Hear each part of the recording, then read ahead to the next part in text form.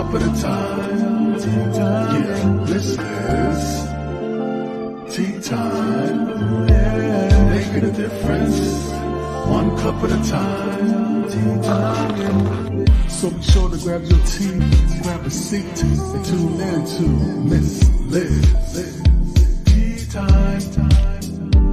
Making a difference. One cup at a time. Tea time, yeah. Tea time.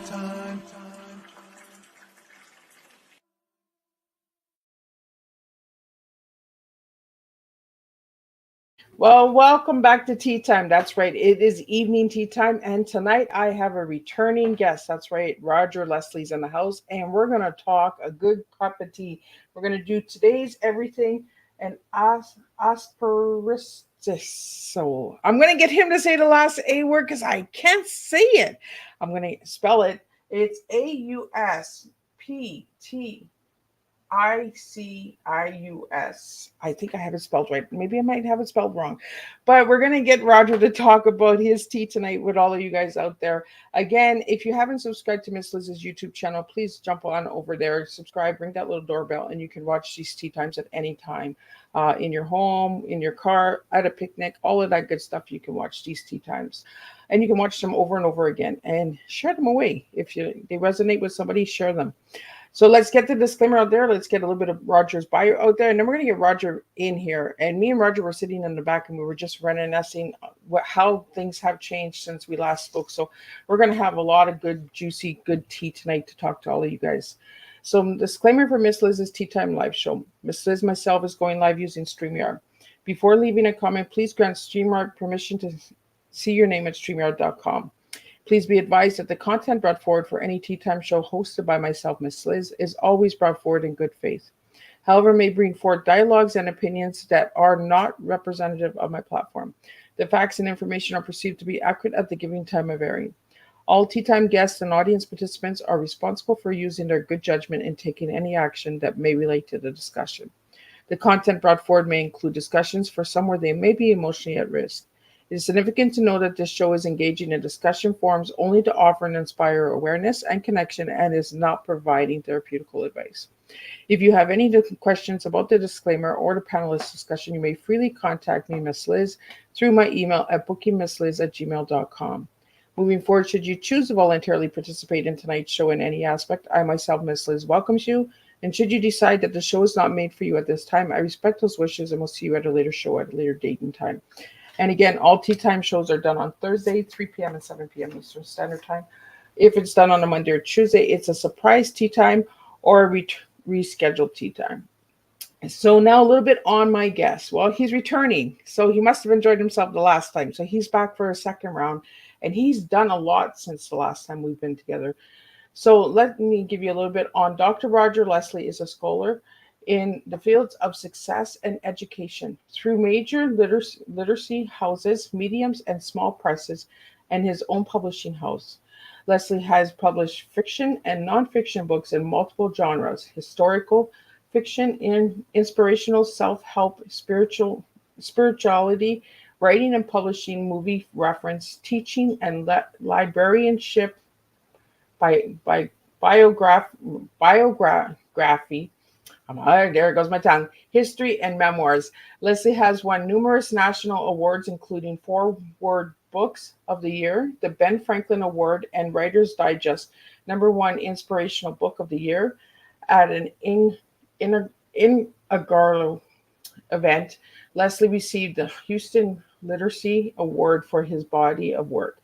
Leslie is a demand as a teacher, coach, and keynote speaker. He has led Fly First Last Year courses based on his blockbuster memoirs, My First Last Year. He draws from decades as an author, editor, and publisher to coach, writes in groups and individually.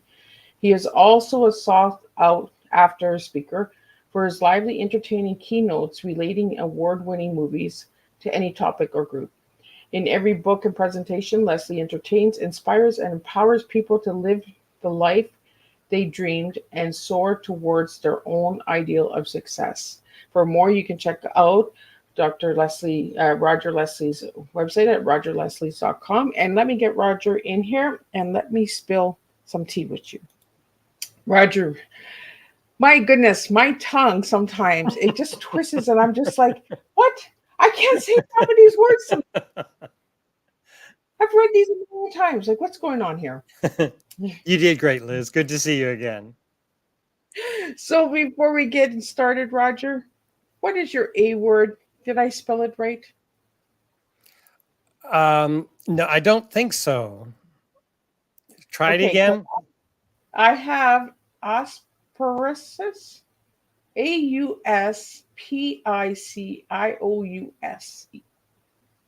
Oh, maybe auspicious? There we go. There you go. I could not say that even if you paid me time. Sometimes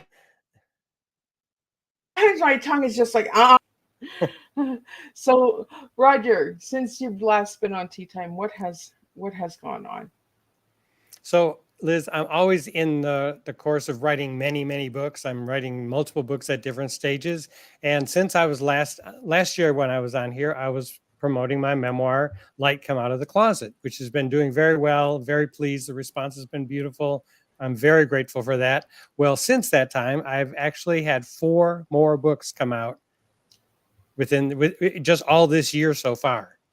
So every 3 months there's a new book popping out, right? Well, it's not to say that I've written all these books in the last year, but there's so many things that I've got backlogged and I'm just pacing them to bring them out. And the 3 books that came out before the one we talk about mostly tonight they're called Books of Days, and they're calendar books, where they're interactive calendar books where, I teach my FLY classes, FLY, FLY, first last year. And for those listeners who weren't here last year and don't know anything about it, I'll give you a little bit of background.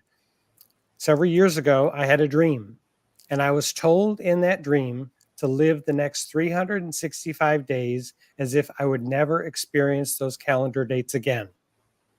Now, I wasn't necessarily told that I would definitely die within a year, but I was told to pack everything that I wanted to pack into my life in that 1 year.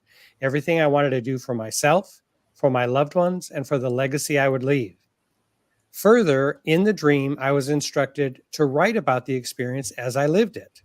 And then after I completed that year, to publish that writing as a book to inspire other people. And then finally in the dream, I was told to teach other people how to live their first last year. And so while I was writing the book, usually I do my writing at a computer, but because I was writing about experiences as they were happening, I was very present every moment. I always had a notebook with me, taking notes on everything I was doing. And I remember when I was writing longhand, just any ideas from first last year, every time I wrote first last year, it just started to feel kind of cumbersome. And so I abbreviated first last year to FLY. And it became the acronym FLY for my workshops. So I teach people how to fly in the workshops. So the books that have come out, the Books of Days that have come out, there are 3 different themes. One's on motivation, one's on faith, the other's on love. And so the calendar books on the left side are calendars that participants fill in to record special events in their lives. And on the opposite facing page, there are quotations to inspire people through either the theme is either motivation, they're all motivational quotations, or they're quotations related to faith or quotations related to love. And so people are sharing those books. For example, the love book, many people give to brides and grooms when they're first getting married or people who are getting engaged. And the faith book, there are many faith communities and many faith approaches. And this kind of resource helps with my mission to help people explore their personal journey of faith. It's not about necessarily finding a religion or joining a group. If it is for you, that's wonderful. But my recommendation is find what's true in your heart, find what's true for you, and follow that. That, I believe, is where the greatest fulfillment comes. Now I get where you said this. Where can I help you? I got you. We're gonna fly. So, Roger, you said you had a dream. So every night you were dreaming, and then you were writing it down when you woke up. How did that work No, out? all these instructions came in one dream. Oh, And one dream. I had this dream on a November night. And I'm a former librarian, so that kind of tells you how my brain works. I'm very Oh, organized, very structured, love everything in perfect order, which of course is never how you write the first draft of a book, but that's another story. So when I woke up from the dream, the librarian side of my brain thought, well, I'm so close to the beginning of a new year. I could wait. It's just about a month and a half. Why don't I wait till after the holidays and start it January 1st? But the wiser spiritual side of my brain thought, no, I got the dream. So as soon as I woke up from the dream, I rushed to the computer and recorded every detail just as I had dreamt it while it was still fresh. And then I began living my last year that very day. I think it's really eye opening as well, right? Your first last day, like Yeah. you don't know when your first and your last. Well, you know your first day because of the day you're born, but I mean, Yeah. you don't know the last day. You never know when that last day is coming. So we should all live our lives as the first last day of our lives. Exactly. And I'm really cautious and aware of self-fulfilling prophecy. And so I didn't want to call it my last year because I didn't want to put out, to into the world, oh my gosh, I want this to be my last year. Yeah. I hope a year from now I get, something happens. And so I decided to call it my first last year because I don't know when my actual last year is ever going to be. I mean, this could be it. We don't know. But so when I lived that experience, I thought, okay, I'm going to affirm that this is the first time I'm living the last year of my life, and I'm packing everything in there. And I have to tell you, Liz, it changed everything for me. It helped me be so present in every moment and to be with the people and look at them and listen to them and connect with them, especially those people I love the most. And it helped me realize that there is no waiting. We can always come up with a reason why we don't pursue our dreams or pursue our goals. I don't have enough money. I'm not old enough. I'm too old. I'm not smart enough. I don't have the background. I didn't have the childhood other people had. When you have an experience like a first last year, you have to throw all that out. It's just like, that is useless. It's not helping me at all. And so it was a year of taking risks. It was a year of being bold. It was a year of spiritually exploring. And interestingly, in the last quarter of that year, I actually had a health scare that made me think perhaps it would be the end. And I Oh, learned more from that health scare that I had near the end of that year than all the other lessons that came before it. But I think I needed those 9 years of being present, being aware, achieving my goals, living my dreams to face that health scare when it happened. It gave me the wisdom and the courage to move through that. And it connected me with people who helped me and supported me and reminded me everything's in perfect order. The universe knows what it's doing. It's all going to happen exactly as it should. I just need to go with the flow and contribute positively to it rather than being afraid. well, we talked about this before we went live. That's why we were a few seconds late, right? Because we really got into a good conversation. Is sometimes things happen and you're like, oh no, what am I going to do now? But you got to look at the other way, right? You got to go that other angle and you got to say, maybe there's something I'm not seeing and this has to close. This scare has to come, right? This health scare had to come in order for you to see a different Yes. direction in life, right? Yes. Yes. And in the fly classes that I teach, I use an analogy of a prism, PRISM, like a crystal prism. And Yeah. my belief is that we are all looking at the center of the prism, no matter who we are, but each of us is looking from a different facet of the prism. And so sometimes if I don't see eye to eye with somebody else, it's not that they're so different from me because we're all having the same kind of spiritual journey. They're just looking at the same thing from a different facet of the prism. So if I want to understand my life better, I can look at life through a different facet of the prism. If I want to understand somebody else better, I try to see life through their facet of the prism. a lot of people talk about the divisiveness in the world and in our Yeah. country and everything. I'm an advocate for unity. I'm an advocate for figuring each other out and supporting each other and finding common ground, Yeah. rather than trying to argue one way is better than the other, or thinking somebody has to win and somebody else has to lose. We're here to support each other. I believe the reason we exist together in this space is because we can help each other in ways, because Liz, you have strengths that I don't have. I have strengths from my life experiences that you have yet to reach. We're Yeah. here to be able to help each other and guide each other and support each other. And I think that starts with an effort toward understanding. And that's why that prism analogy, at least for me, is very effective. Yeah. Well, something I taught my kids when they were young is it's okay to lose, right?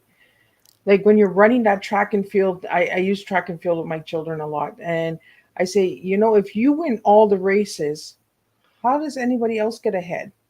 How do you celebrate anybody else? You're just celebrating me, me, me, me, me. Everybody else is in the back. Sometimes you got to lose the race to celebrate the race, because it's that pattern, right? You just keep doing the same thing over and over, but you're going to get tired of winning eventually. You're going to say, like, well, I already got it in the bag. I don't even have to run the race anymore. And that's how my son would get. And I would be like, no, no, no, no. You still got to run the race, because there might be somebody that might just have that extra 2 seconds ahead of you today. You got to try. You got to go, But we in life, I find in society right now, everybody's saying, oh, I want peace. I want unity. But they're fighting against it instead of connecting, instead of saying, you know what, I'm going to let that one win today. Tomorrow I'll win. The next day she'll win. He'll win. Let's start celebrating everybody. And that's what I love about Tea Time is I like celebrating everybody, because everyone has a different story. Everybody has a different race. Everybody's running. And my grandma said that all the time, Roger, is run your own race. I Yes. love all my grandkids and all of my kids, but run your own race. Don't try Yes. and figure out what other people are doing. Just run your race. Exactly. And enjoy it. Yes. I used to be a classroom teacher, and one thought that came to mind as you were speaking is, there isn't just one student in the classroom who gets to get the A. Everybody can get the A if they want. So just because one person succeeds and is the winner doesn't mean everybody else in the class has lost. Anybody and everybody can be an A student for themselves. Yep. Based upon what they're looking for or what they want to do. So it isn't like, okay, there's just one winner and then everybody else is a failure. It's like, no, everybody in the class can have an A if that's what you want, if that's important to you, if this is meaningful for you. We could have all winners, all succeeding people in their own unique way. And so it's not win-loss, it's win, win, win, win, all the way across the board. Right? Just because you didn't win doesn't mean there's not still a win. Yes, because there's a lesson. If I didn't win and I wanted to, it's almost back to, right? It goes right back to the prism that you talk about. We're all looking at it at different angles. So we're all coming in with our A's at different angles at different times. You might not win today, but you'll win tomorrow. You might win next year. You know what I mean? That prism is bringing us all together. And I really like that you brought that up, Roger, because I think it opens the eyes of what's really out there, what we're not seeing, what's right in front of us. Like we talked this afternoon with Duncan, it's right in front of us, but we don't see it because we're so focused on this, that we're not focused on what's right in front of us. Yes. Yeah. So I want to hear about these other books. So I got to check out these calendar books. I got to do some flying. Okay, sounds great. No pun intended, but I think me and you, Roger, we need to connect so I could do some flying. There you go. But tell me a little bit more about these other books that you had released this year. So there were 3 of the books of days. Those are 3 of them. One on faith, one on love, and one on motivation. Those are 3 separate books. And they're all tied into the ideas that I share through the fly concept, the idea of getting the most out of life and recording what's most to you. And then since those books came out, this week, we've launched my newest book, which is No Stranger Christmas, which is a YA novel about Christmas and about love and about self-awareness and about art and about just discovering who we are and finding the magic inside us that we sometimes find during the holiday season. Oh, now I'm intrigued. Now I want to know about this No Stranger. Where does the stranger part come in? So the working title for this book that I wrote, it took about 2 years to write this book. And the working title I had was just Christmas Eve, just because that's my favorite holiday. I love Christmas Eve. You know, that's the night that everything starts. But tomorrow there's something even bigger happening. That's Christmas Day. So I always loved Christmas Eve. But I knew, you know, that for a title of a book that just didn't say enough.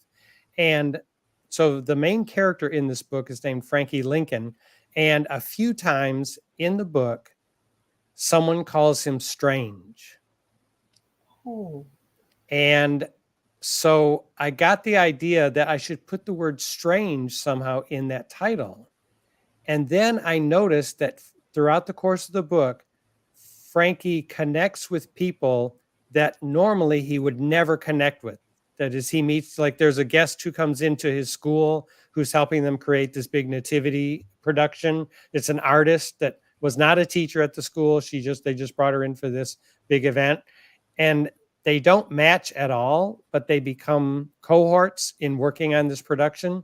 And it just occurred to me, and I love double meanings, words with double meanings. So the idea of No Stranger Christmas, as if there's no stranger Christmas than this one. There's never been an odder or more unusual Christmas than the Lincolns have that year, because the family's financially struggling. So everything they used to take for granted that they would do and have at Christmas wasn't happening this year because something happens financially to the family.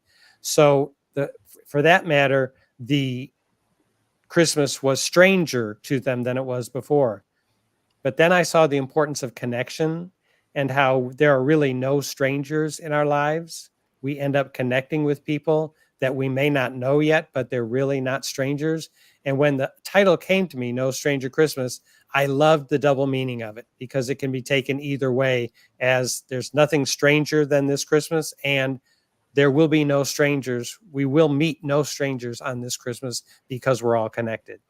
I love when words are double meanings. It just makes it deeper, right? It makes it more enjoyable, because if they don't understand the first one, they're going to understand the second one, because they connect the dots. And then once the dots are connected, then they understand, right? Exactly. It's like dot to dot. I love doing those when I was a kid, and I still love doing them. Sometimes I'll take the dot and I'll go in the wrong way, and my daughter will say, "Mom, that's not the right dot." No, I'm feeling to go to this dot for a reason. Good for and then you. I have some other weird picture, and they're like, "Mom, that's not what it's supposed to be." Well, that's what the universe is telling me it's supposed to be. So, have you ever done dot to dots, Roger? Oh, I loved dot to dots when I was a kid. I did them all the time. Yes. The more complicated, the more interesting. Right? We need to bring dot to dot back. Like, it was fun. Yeah. Right? What can you create? Let's put a bunch of dots on the page. You know, it's fun how strangers do connect, and they do become, you know, connect. And once we connect that dot, we actually open doors of relationships and understanding and growth and community and unity and all of that. So see, we need the dots. We need to bring those dots back. Yeah. Yeah. And the nice thing about it is that the other person doesn't necessarily have the answer for us, but they are mirroring an answer for us. We can see in them something we need to see in ourselves that we hadn't noticed before. We have that resource, and it's within us. So it's not going to come from somebody else. It's going to reflect or mirror off of someone else till we see ourselves and our own strengths and our own possibilities. I like that. I love the mirror. I do it all the time. I look in the mirror some days and I'm just like, what are you up to now, Missy? Like, where are we going today with this? Like, you know, you get in those moods where you just feel like life is hard, right? And you look in the mirror and you're just like, what am I doing here? What am I doing right now? You know, I talk to the mirror a lot, guys. So all my listeners out there, yes, Miss Liz is like this real. I, but if you don't talk to yourself, you don't understand yourself. I Yeah. find. And I think what's most helpful is being aware of what questions I'm asking myself, because sometimes the Exactly. right question can give me the right answer. Like, instead of saying, what am I doing wrong? Why isn't this working? I can think, what could I try different that will work? And that changes the whole timbre of my whole consciousness. You know, if Yeah. I go from this, what's wrong? I don't understand. Why is this not working? I feel frustrated. I feel disempowered, and I'm not thinking clearly. But if I ask myself a more proactive question, like, what can I do to get a different outcome? Or what can I see that I'm not seeing now that might make me feel differently about this circumstance? I feel empowered, and I feel calm enough to be able to look a different way at the same situation and find something that, as you said a moment ago, has been there all the time. I just didn't see it. Right? Because we're looking right through the mirror sometimes. Yes. And we're not seeing a reflection. The reflection is looking right at us, and we're like, no, not doing you today. We're just going to put you away. But it goes right back to what you said about the book. The first last year, right? It's what we put into the universe, the words that we speak to ourselves, the journeys that we take together, right? With others. It's how we look and speak and walk and talk and serve. You know, it all comes together. It's all like a like that dot to dot that makes a circle, right? Makes it all come as one. But at the beginning, you said the first last year, you didn't want to put out that it was your last year. Because if you would have put that on the universe would have said, okay, well, if that's what you're thinking, well, there we're gonna do right by that, you know. So when you're looking in the mirror and you're saying to yourself, well, what am I going to do today, like, you know, I'm a Debbie Downer for about 2 minutes, Roger, and then I'm just like, okay, that's enough of that. There, where are we going with this? Good for you. Because if I have this all day long, I'm not getting anything done. I'm not going anywhere, and nothing is getting accomplished. So let's just move through it, right? Yes. So I want to go back to the book, No Stranger's Christmas. So what is it about Christmas that you really love, Roger? So for me, there's something that I relive some childhood wonder at that Christmas time. There are elements of it that remind me of the happiest moments of my childhood, and they that weren't necessarily that happened at Christmas in my childhood, but just elements where I felt loved, or I felt heard, or I felt seen. I somehow something about the holiday spirit, the music and the multicolored Christmas lights and the traditional ornaments that that I put on the tree every year, and especially the foods, the foods that we eat at Christmas time, they help to contribute to bringing back that sense of innocence and joy that I loved feeling as a child. And what's very helpful for me too is, all of my grandparents have passed away. My mom died several years ago. So every time someone from the family dies, I inherit a few more Christmas ornaments from their trees. And so I remember each of my grandmother's Christmas trees when I was growing up. I remember our family tree growing up. And now I have a few of those ornaments on my own tree. And, I just open the box and my grandmothers are there with me. I just feel their presence there with me. They're not in the ornaments, but the ornaments trigger the memory and bring back that sense of connection to my grandmothers, who I truly believe are still with me. I don't for a minute believe that, even if if their bodies have physically died, I believe very strongly that their spirits are with me and they're guiding me and helping me, and I communicate with them regularly. But Christmas brings that all to the forefront.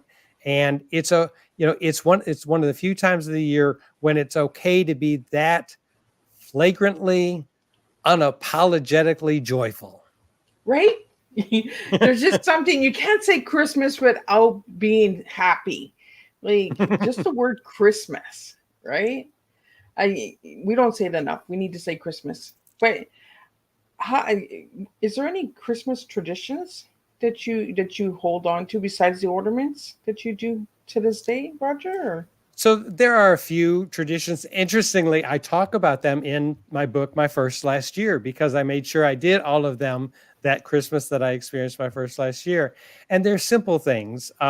We don't do this anymore. Since my mom died, we don't get together as a family the same way because now each of us kids has children. Some of us have grandchildren. So we don't get together like the family unit doesn't get together the way we used to.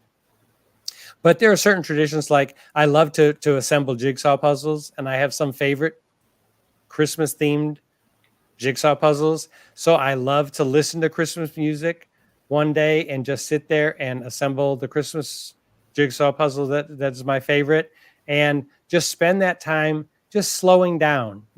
Instead of the hectic, I've got to do this, I've got to make sure I've got all this taken care of. That part is fun for a while, but there's a point at which I just want to slow down and savor the holiday. And that's one of the activities that helps me do that, because to me, assembling jigsaw puzzles is very therapeutic because I just sit there, my mind wanders. I don't feel, as a writer, my mind is always in overdrive thinking, I'm coming up with another idea. I've got to come up with this for this book. And, what am I going to do about this character? And, oh, this plot detail just doesn't make sense. I've got to fix that. When I'm assembling jigsaw puzzles, it's just like, it just all goes away. It's just like, I'm not thinking about writing right now. I'm not thinking about cleaning the house. I'm not thinking about what bills need to be paid. I'm just going to sit here and engage my mind in this very tranquil activity, because my mind is engaged by assembling the puzzle, but it's not being taxed. And that's just a wonderful experience. Well, it's really amazing how a puzzle will just bring you to focus right into the puzzle, right? Yes, It's exactly. almost like you've jumped into a different wonderland. Like it's almost Yes. like going like with Alice Wonderland, jumps through that rabbit hole and just saying, you know what, everything else around me doesn't exist right now. That's The right. puzzle. And I really appreciate the concept of having a Sabbath. I really think it's important, for me at least, to take a day each week where I don't work, because I am very proactive. I always want to be productive. I'm the kind of person who wakes up super early in the morning and I jump out of bed and I'm already getting things done. It's like, oh yeah, I'm going to, get the breakfast ready and get the coffee going and turn on the computer and set it up and, decide what I'm going to do, how I'm going to work out that day. I've got my routines and I love them, but we need balance.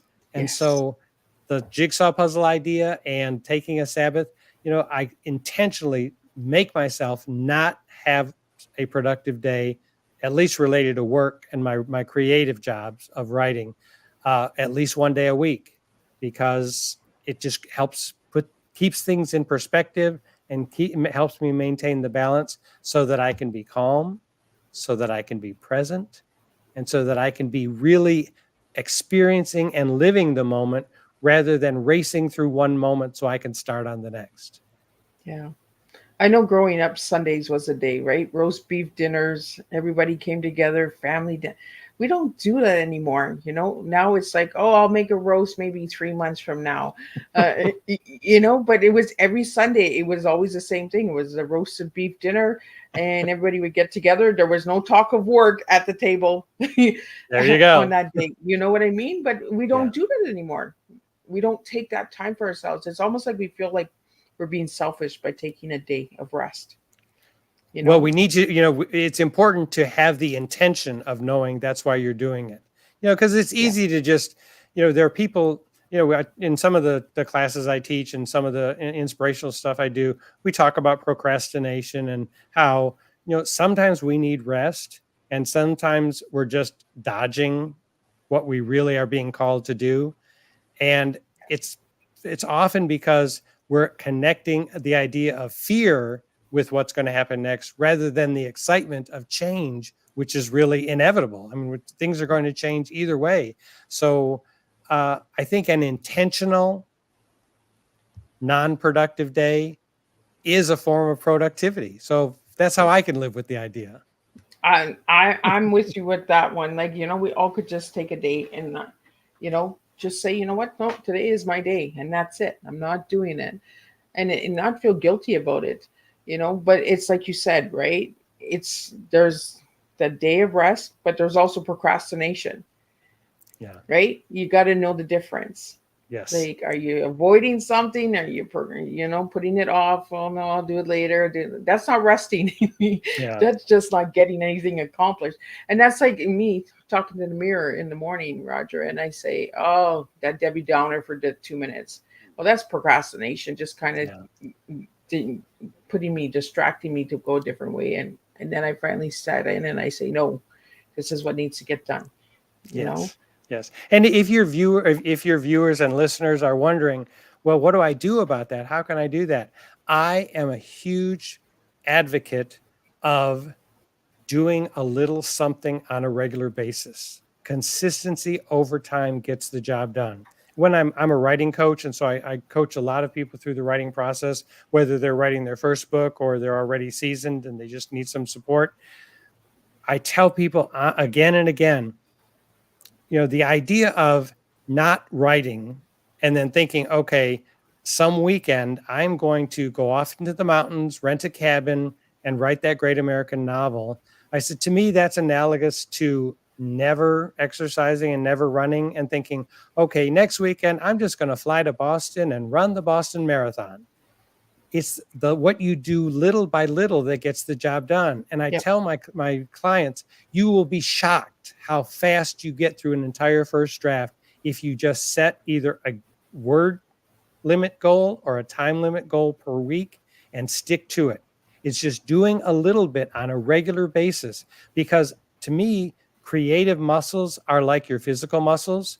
If you haven't worked out in a long time and you first start, you have to motivate yourself to get to the gym and you're sore afterwards. And it's not necessarily that fun because it's kind of painful at the start. But if you do it regularly, your body starts craving it and you want to do it. Well, your creative muscles are the same way. When you sit down to write, the first few times sometimes it might be exciting, but sometimes it might be taxing.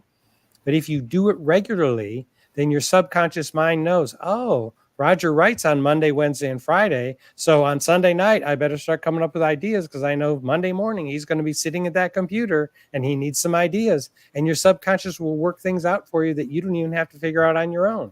It's consistency over time that gets the job done and makes people successful and happy. I'm 100% with that. Consistency makes the difference. Whether you take 2 steps or you take 10 steps, that consistency just show up.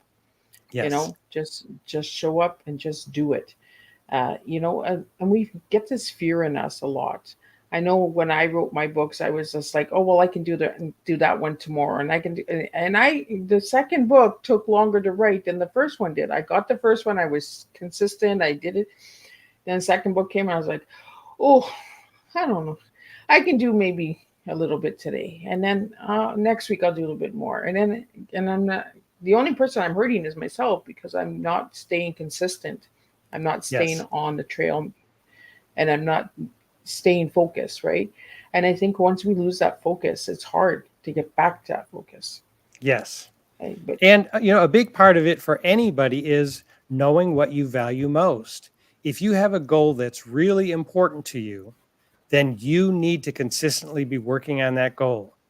It's not about, well, the kids need to do this and, my spouse needs this, or, I've got to do this at work. It's just like, no, if this is really that important to you, you need to create the time to work on it regularly. Make that a top priority. Keep first things first. Even if you can't do it first in the day, at least schedule it at the beginning of the day and say, okay, I promise myself on my lunch hour, I'll sit and write, or whatever your goal might be. But you have to keep it at the forefront. If it's really that important to you, if it matters, you've got to put in the time regularly, and it will soon become who you are, not just what you do. So, Roger, I want to get into your tea because I can't say the last word. I'm going to get you to say it. But today's everything and then the A word. And we're going to talk about, because I want to know what that A word stands for. What does it mean? Because I've never heard it. That's why I can't say it. So I want to learn from you. Okay. So, my personality is positivity. And so I want to look at the positive or find the positive in everything. So when something is auspicious, it is somewhat awe-inspiring, somewhat daunting, somewhat challenging. It's just everything, but it's big and it's exciting and it's challenging, and it encompasses everything related to growth and fulfillment and achievement. And it's just a fun word. Okay, let's try and say that word together because I want to know. I love the meaning of this word, so I want to get to know this word. So The how word do I is pronounce it? auspicious. Auspicious. Yep. I said it. Look at You that. got it. Auspicious. See, if you don't try, you don't know, guys. And Miss Liz learns. I'm telling you, my tea time guests teach me. Auspicious. Ah, look at that. I can say it now without even any struggle. I love it. So, why did you give me today everything auspicious? Is there a reason for today? Because that's the only time we have. This is the moment. And this is what I learned from my first last year. We must be present. If we're thinking, well, as soon as I pay off that mortgage, I'll be happy. Or as soon as I get my last kid through college, boy, then I can start doing fun things. Or once I take that vacation that I've always dreamed about, once I get there, then I can really relax and be happy. You're not being present. The joy of every moment is this moment right now. So here I am on a podcast, sharing my time for the second time in my life with you, Liz, and I am trying to absorb it all. It's just like I'm looking at your facial expressions. I'm noticing the cool collection you have behind you. I'm noticing the scrolling, words coming down at the bottom of the screen. It's just like I want to be aware and present with this, because this is the only moment that this is ever going to happen. As soon as this moment passes, it's something new, it's something different. And many people live their whole life in that, when this happens, I'll be happy, or when this happens, I'll feel successful, or when I finally get married, or when I'm in a relationship, or when I have a child, or whatever it might be. And all those are great aspirations to look forward to, but the joy is here now. It's this moment right now. Here I am. I can see you. I have my senses. I feel healthy. I am enjoying this conversation. I'm lucky enough I'm in my house right now, and the temperature is comfortable. And we've had a lot of storms in this area, and the electricity is working. This moment, I am so happy and grateful because I am aware that I am alive on this planet this very second. If we could live every moment like that, our lives would be so full all the time. Oh my goodness. I'm really enjoying this conversation. And I always love when my guests return because it's almost like the ice is broken, right? It's almost like we're brothers and sisters now. We can just sit back and I really enjoy learning from you, Roger, on a spiritual level, because sometimes it's right in front of me and I'm not seeing it. And you just made me see it, this present moment, right? Take this moment and enjoy this moment. We're so focused on tomorrow. I'll get it done tomorrow. I'll do it tomorrow. I'll, but society has programmed us that way as well. That you'll be successful tomorrow. You'll be successful when you get this and that. I want to talk about success since you brought it up. What are 7 tips to real success? So my doctoral dissertation was about success. I did that on associated with children's literature. I was looking for the qualities that are most consistently shared in children's books. So here are the 7 qualities of success. And if people go to my website, rogerleslie.com, and they click on, to become an email subscriber, you'll get these in writing. That's the free gift that goes along with that. So successful people, 1, are self-motivated.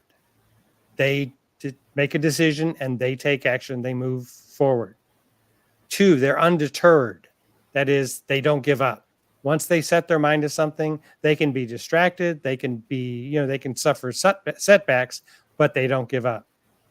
3, they're creative. very often what we think is going to work the first time is not what works. That is not a sign from the universe that if it didn't work the first time, we're not supposed to do it or it's not supposed to be ours. It's an invitation to try something different, be creative, approach it a different way. 4, we've got to be courageous. If we are going to be successful, we've got to do things that we've never done before or we've been afraid to do in the past. 5, egalitarian. And that means being unselfish. That means being unselfish.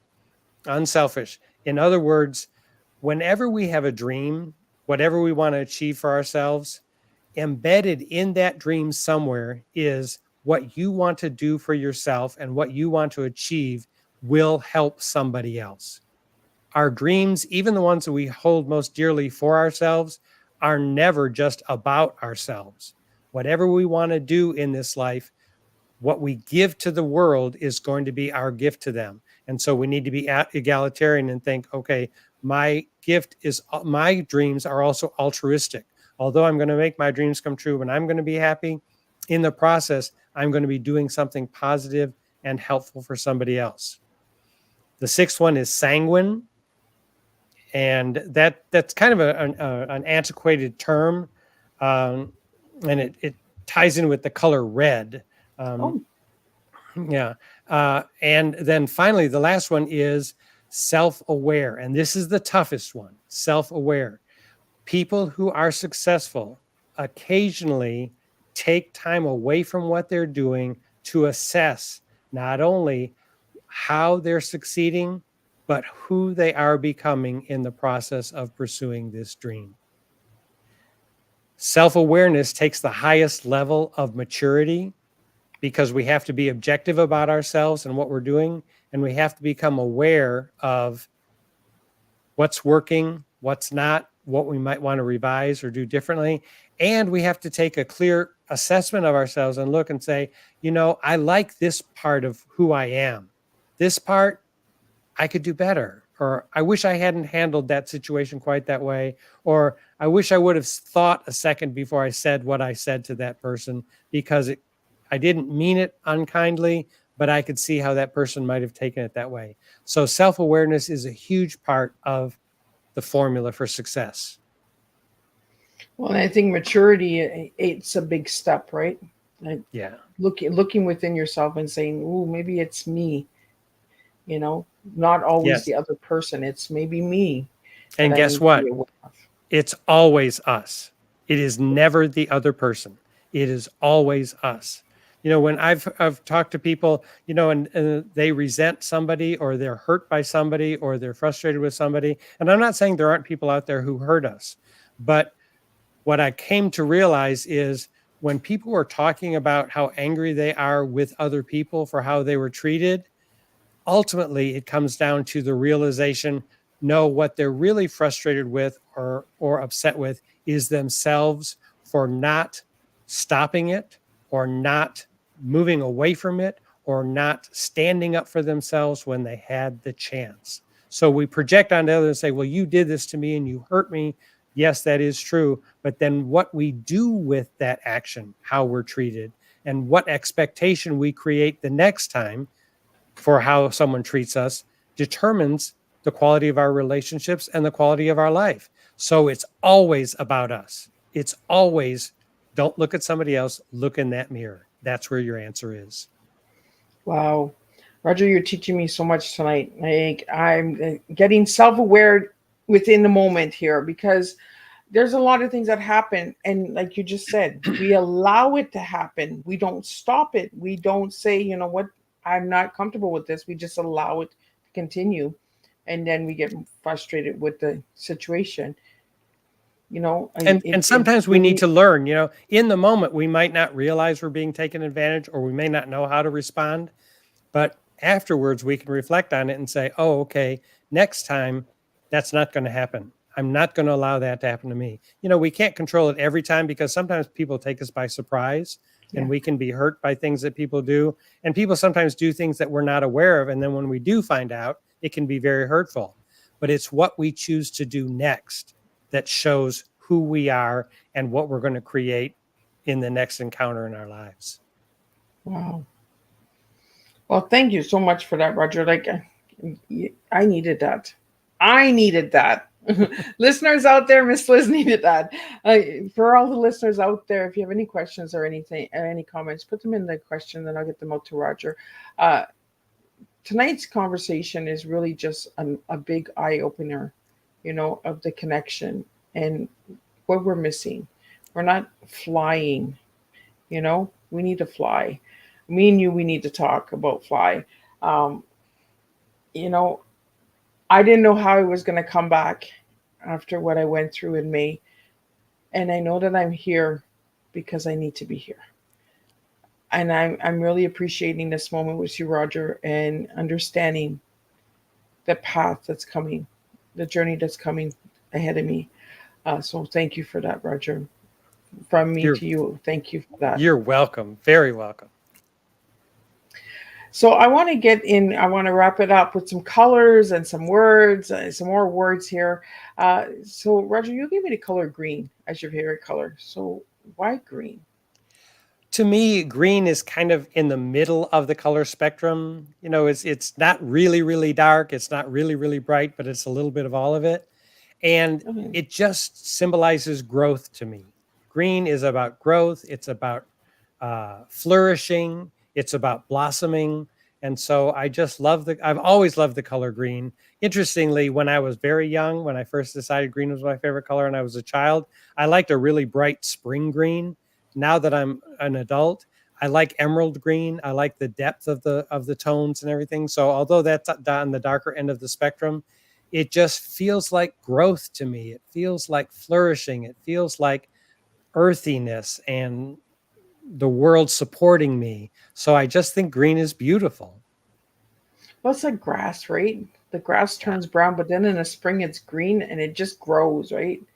And Yeah. there's just something about grass. Yes, you got to cut the grass, but just watching it grow, for me, it's magical. I really love grounding and that. And I like to just stand in the grass, especially after it rains and the Yeah. grass is wet, right? And you just Yes. stand there and you ground yourself and you're like, this is going to grow even though I stepped on it. And it's just like life, right? You get stepped on sometimes, but you still got to grow. You still got to move forward. Yes. The earth speaks to us in different ways. And, green, I never thought of green in the middle, you know? I'm trying to think of how the colors go, and I'm just like, yeah, green is in the middle. So you have me thinking here. I'm like looking at stuff. I have images all in my room here. I have like the I have the woods, and then I have an eagle, and I have skies and sand and water, and I'm looking at the grass here in that one picture, and it's in the middle of all the other pictures. So it's magical how colors can really bring a difference in our lives as well, right? And you talked about a lot of positive words, and I asked you to give me one word to describe yourself, and you gave me the word positive. So now I understand why I got the word positive, because there's so much other positive words out there that I wasn't aware of, that I've learned of tonight. So when you hear the word positive, Roger, what comes to mind for you? Joy. When I'm feeling positive, when I'm focused on the positivity, I immerse myself in the joy that life is, because life can be joyful if we allow it to, if we choose it, but it takes work. I mean, I consciously focus on trying to be happy every single day. That is a concerted effort. It's not like, well, if something happens, then I'll be happy, because then I'm giving my power to something or someone else. It's just like, no, I have certain practices that I do every day that help ground me, that help me focus, that help me stay present, and that help me stay positive, because I'm the one in charge of my destiny. I'm the one who gets to decide how I'm going to be. Interestingly, Liz, when I was a young man, I was in undergraduate school, I worked at a grocery store. And there was a man who to me seemed old. He was probably in his 60s, but I was just 18 or 19. So he seemed like an older man. And he was always so happy. And I've always wanted to learn. I want to be happy. How do I learn to do that? So I just went up to him and I said, you always seem so happy. What is your secret? How do you do it? And his response is, well, I discovered that most happy old people were happy young people, and most crabby old people were crabby young people. Hmm. And I thought, Interesting. that's it. In other words, I took it to mean I need to start this process now. I don't wait until I'm old and think, okay, how do I get happy? It's just like, no, I start the work now. Be happy now, work on it consistently, consistency over time, and I will create the kind of joy that I want in my life. And I'm happy that it seems to work.